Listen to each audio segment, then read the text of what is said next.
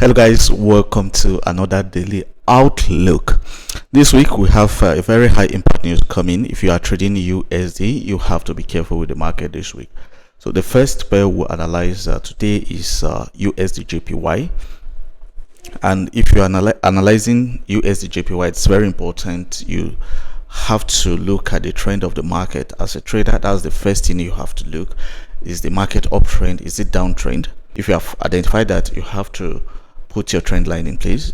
So this is a trend line, and you can see, and currently what is happening with USDJPY, this trend line was broken, and if we move to 4-hour time frame, we can see that it was broken and came back to test this trend line several times. Now you can see that the market is ranging between 155.868 and 153.840.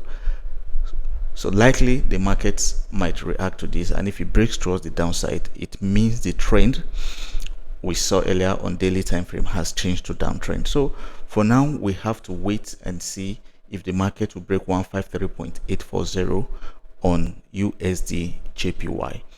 If we move to 15-minute time frame, if you want to trade from the support to the resistance, then same thing, you have to make use of the trend line.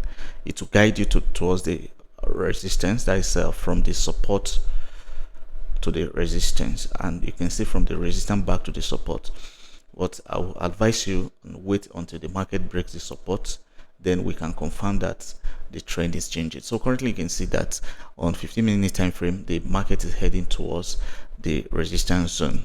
So if you want to take this trade, so you have to wait for the market to react to this area, then you can start selling down to this support level. So this is my view on USDJPY today. Let's look at EURUSD. This is EURUSD, and I told you guys yesterday that there was a gap in that happened during the weekend, and the market might be coming back to refill the gap. You can see it came up all the way here, and currently it's somehow bearish. So let's move to 1-hour time frame.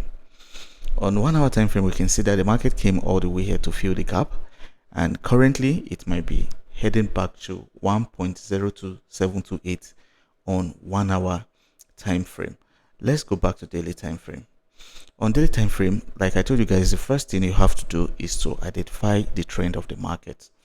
Now, if we are to identify this, we can see that it has been a downtrend, and also you have to mark the important structures that you have.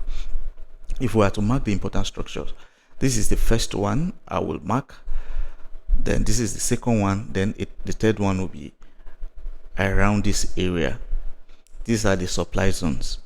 Now we saw that the market gave us a double bottom reacting to the support level, and this structure was taken out, and also the trend line was broken, telling us that buyers are coming in. But what happened during the weekend, there was a gap in, and it sent the price down to the support level.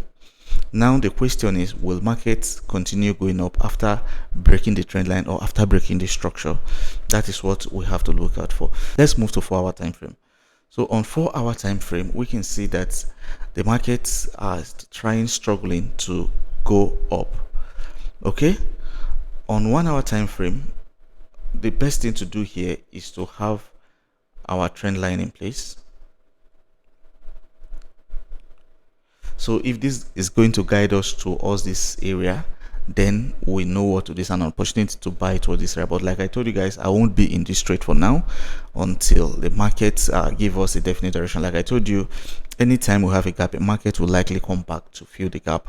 That's what is happening currently. So I don't have a clear direction on the USDJPY and EURUSD. So for now, I will have to wait. Maybe on Friday there are high impact news that will be coming. Maybe the market might take a direction from that. If you find this insightful, please, you can subscribe, you can like, and you can share. Thank you, and have a wonderful day.